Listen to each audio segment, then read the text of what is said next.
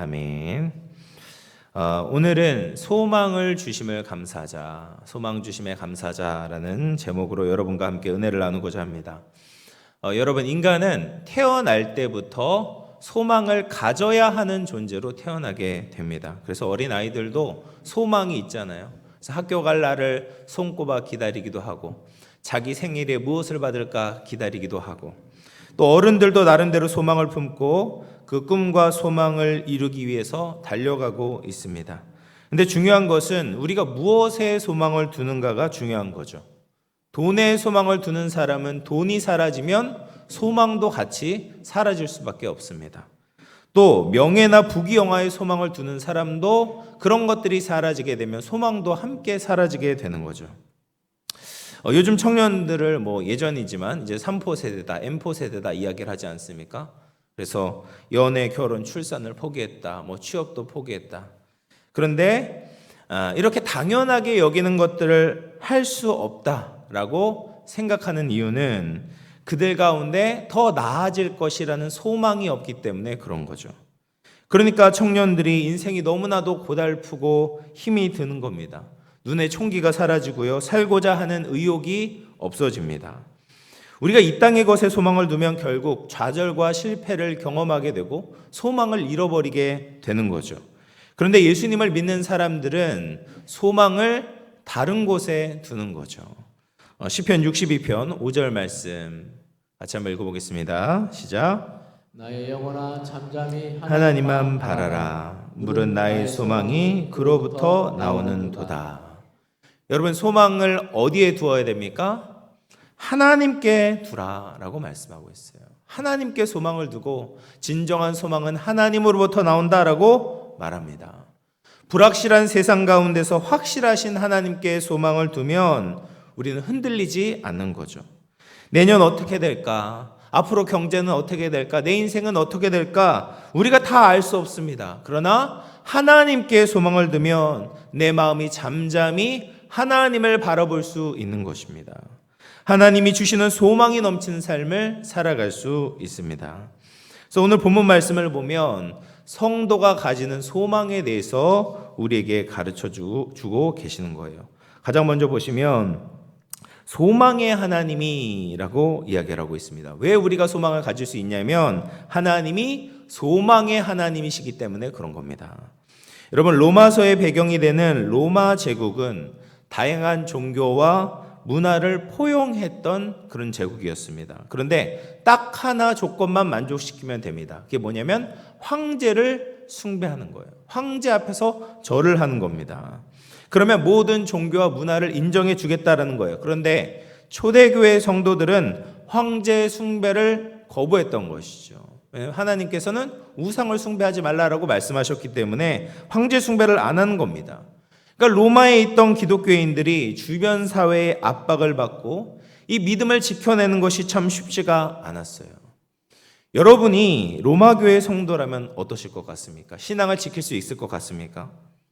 정부의 요구에 정면으로 반대되는 삶을 살아야 되는데 교회를 다닐 수 있겠습니까? 그런데 이런 상황들을 이겨내고 버티게 하는 것이 바로 소망을 주시는 하나님을 믿는 거죠. 하나님은 로마 황제보다도 더 크고 위대하시고 영원하신 하나님이다라는 것을 믿는 겁니다. 로마 황제는 죽어서 사라져버릴 안개와 같은 존재지만 하나님은 어제나 오늘이나 영원토록 살아계시는 분이다라는 것을 믿는 겁니다. 결국에는 하나님의 뜻을 이루실 것이다. 이 소망의 하나님이 계시기 때문에 성도는 현재의 고통을 버티고 견딜 힘을 얻게 되는 것이죠.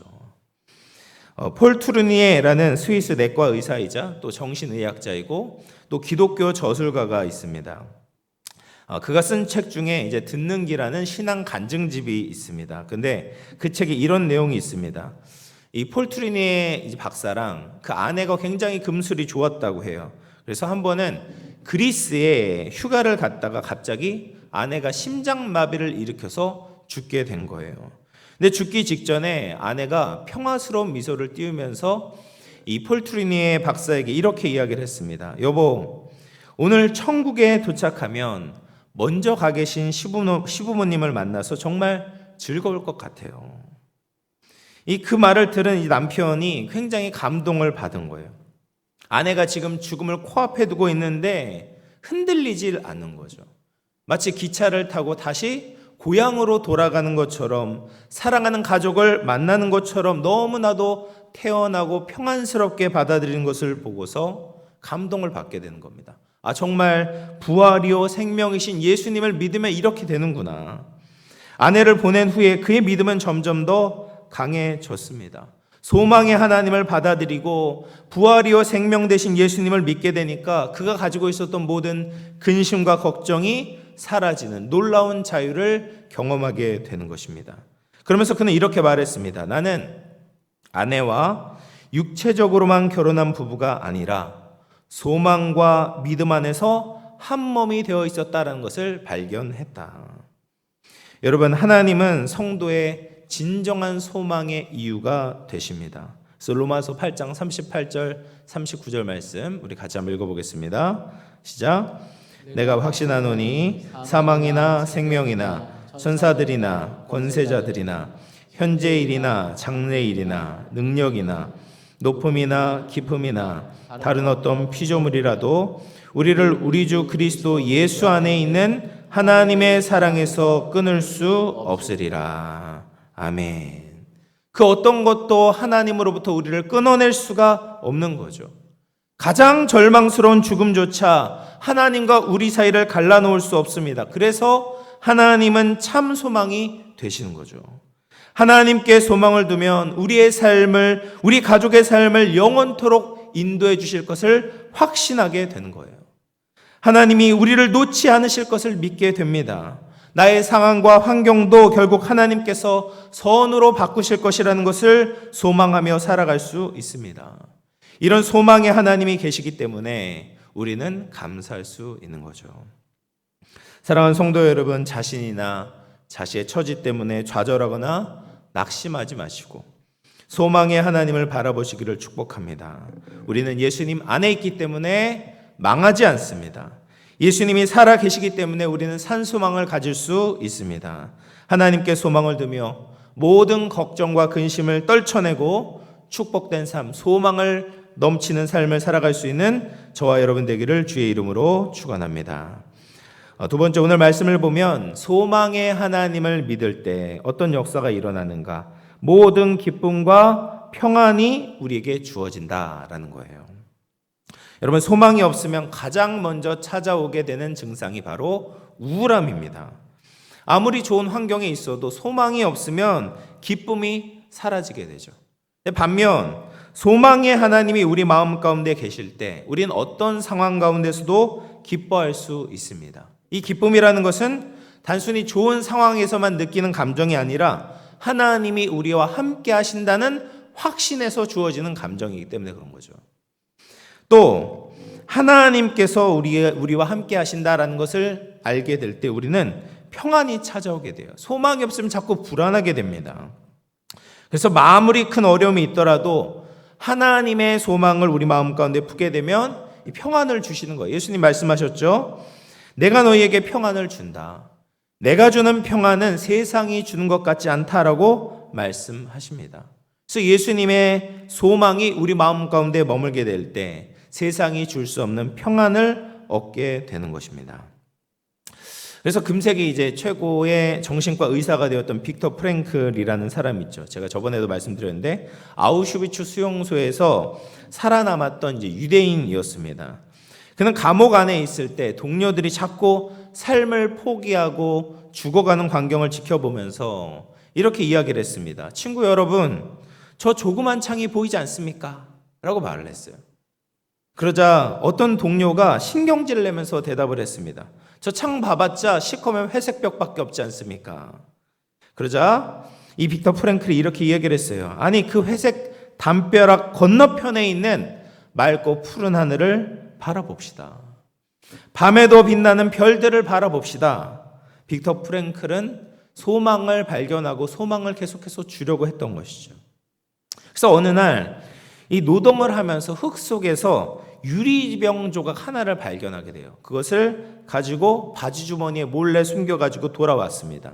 그리고 그날부터 그 유리 조각으로 매일 아침 저녁으로 깨끗이 면도를 한 거예요. 그러면서 그때마다 자신의 소망을 계속해서 독백으로 반복했습니다. 내가 소망을 버리지 않는 한 언젠가는 좋은 날이 올 것이다. 그래서 수용소에서 아침이 되면 나치들이 문을 열고 들어와서 이 유대인들 중에서 처형자를 끌고 이제 가서 가스실로 들여보내는 거예요. 그런데 언제나 이제 말끔하게 면도를 하고 있는 프랭크를 보고서는 가스실로 끌고 갈 수가 없는 겁니다. 왜냐하면 살고자 하는 의지가 너무나도 강하기 때문에, 소망을 가지고 있기 때문에 이 프랭클은 가스실로 데려가지를 않는 거죠. 그래서 그 당시 아우슈비츠 수용소에 끌려 들어가면 평균 6개월밖에 살지 못했는데 이 빅터 프랭크는 수년간 그 수용소에서 살고 있었던 겁니다. 그러니까 소망을 포기하지 않고 하루하루를 견뎌내다 보니까 결국에는 생존자가 되고 승리자가 될 수 있었다는 거죠. 그래서 이 빅터 프랭클이 사람이 희망을 가질 때와 포기할 때의 차이를 그 수용소 안에서 발견을 하게 돼요. 아우슈비츠 수용소에서 하루 평균 30명 정도의 이제 병이 들여서 죽는 사람들이 발생을 하는데, 어느 날 이런 소식이 들려오는 거예요. 독일군이 패배하고 연합군이 승리하고 있다라는 소식이 들려오니까 갑자기 사람들이 하루 30명 정도 죽었는데 5명밖에 죽질 않는 겁니다. 그러니까 병을 이길 수 있는 힘을 얻게 되는 거예요. 그러다가 크리스마스가 지났는데도 전쟁이 끝나지 않자 갑자기 하루 평균 80명이 병에 걸려서 죽게 되는 거예요. 면역력이 약해지는 겁니다. 왜냐하면 소망이 사라진 거예요. 사람들이 연합군이 이겨서 승리해서 우리가 나갈 수 있다는 소망을 잃어버리게 되니까 면역력이 약해지고 사람들이 자꾸 죽게 되는 거죠. 희망이 있는가 없는가에 따라서 우리가 병을 이겨내고 승리할 수 있는 힘이 있는가 없는가를 결정하는구나 라는 것을 알게 되었다고 합니다. 여러분, 소망은 사람에게 불안을 떨쳐버리고 삶을 살게 하는 힘이 있는 거예요. 소망의 하나님을 마음에 품는 사람은 평강을 얻을 수밖에 없습니다. 매일매일의 삶 속에서 하나님의 일하심을 발견하면서 기쁨을 얻게 되는 거예요. 그래서 더 역동적으로 주님을 위해 살아갈 수 있는 힘과 용기를 얻게 되는 것입니다. 이 소망의 하나님이 주시는 기쁨과 평안을 누리며 감사할 수 있는 저와 여러분 되기를 주의 이름으로 축원을 드립니다. 마지막 세 번째로 말씀을 보면서 말씀 안에서 이 성령의 능력으로 우리가 소망이 넘치게 된다라는 것을 깨닫게 됩니다. 여러분, 내 힘으로 소망을 마음껏 얻을 수 있다면 그것은 감사거리가 되지 않을 겁니다. 그런데 그렇게 되지가 않아요. 왜냐하면 소망도 또 소망의 하나님도 우리의 육안으로 볼 수가 없기 때문에 그렇죠. 아무것도 잡히지 않는데 내 힘으로 어떻게 소망을 놓치지 않고 살아갈 수가 있습니까? 그래서 이 소망을 가지는 것도 성령님께서 우리에게 주셔야지만이 소망이 넘치게 될 수 있는 거예요. 그래서 로마서 8장 24, 25절 말씀 같이 한번 읽어보겠습니다. 시작. 우리가 소망으로 구원을 얻었으며 보이는 소망이 아니니 보는 것을 누가 바라리요. 만일 우리가 보지 못하는 것을 바라면 참음으로 기다릴지니라. 아멘. 여러분, 우리가 구원을 이미 받았지만 그런데 아직 완성되지 않은 말세의 시간을 살아가고 있습니다. 그래서 하나님의 자녀임에도 불구하고 여전히 우리에게는 시험과 시련이 찾아와서 우리를 자꾸 흔들어대요. 여러분, 고난 없는 사람이 있습니까? 고통 없는 사람이 있습니까? 문제 없는 사람이 어디에 있겠습니까? 그런데 우리의 믿음이 이런 상황 가운데서도 흔들리지 않기 위해서는 우리가 어떻게 해야 되는가? 재림의 예수님을 소망해야 되는 거죠. 모든 것을 완성하실 예수님을 소망으로 바라보아야 됩니다. 이 소망을 보게 될 때 우리는 세상의 유혹에 흔들리지 않고 참고 인내하며 신실하게 기다릴 수 있습니다. 그런데 그 소망을 누가 주시는가? 성령님께서 하나님의 말씀을 통해서 소망을 부어 주시는 거죠. 그래서 성령님의 도우심으로 우리는 예수님이 지금 하나님 우편에 앉아 계신 것을 볼 수가 있습니다. 성령님이 도우심으로 하나님이 우리와 함께 계시고 앞으로도 우리의 삶을 인도해 주실 것을 기대할 수 있는 거죠. 성령의 도우심으로 우리의 인생의 고비마다 주님이 우리를 놓치는 것이 아니라, 버려두시는 것이 아니라 우리를 붙들고 계신다라는 것을 바라볼 수 있는 것입니다. 그래서 우리 안에 성령께서 함께 하심으로 소망을 가질 수 있도록 도와주시기 때문에 우리는 참 소망을 가지고 살아갈 수 있습니다. 그래서 성령께서 우리 안에 계시기 때문에 우리는 소망이 충만한 삶을 살아갈 수 있고 하나님께 감사할 수 있는 거죠. 사랑하는 성도 여러분, 이제 말씀을 마무리하겠습니다. 하나님이 우리에게 주시는 소망은 잠깐의 위로가 아니라 우리의 삶을 지탱할 수 있게 하는 확실한 약속입니다. 오늘 우리는 하나님이 주시는 소망을 감사해야 되는 이유를 살펴보았습니다. 하나님은 우리에게 소망을 주시는 분이죠. 하나님은 변하지가 않아요. 그렇기 때문에 우리의 소망의 근원이 되시는 분입니다. 뿐만 아니라 하나님께서 소망의 하나님이시기 때문에 우리에게 기쁨과 평안을 주실 수가 있어요. 뿐만 아니라 우리의 능력으로는 그 소망을 가질 수 없지만 성령께서 우리에게 능력으로 함께 하시기 때문에 우리는 소망을 놓치지 않을 수 있는 것입니다. 여러분, 우리의 삶이 어떤 어려움이 있을지라도, 어떤 상황 가운데 있을지라도 소망의 하나님께 우리의 마음을 집중할 수 있기를 바랍니다. 그럴 때 하나님이 주시는 기쁨과 평안을 누릴 수 있습니다. 오늘 하루도 성령의 능력으로 충만한 소망 가운데 승리하며 주님께 감사로 영광 돌릴 수 있는 저와 여러분, 우리 모든 영혼의 권속들 다 되시기를 주의 이름으로 축원을 드리겠습니다.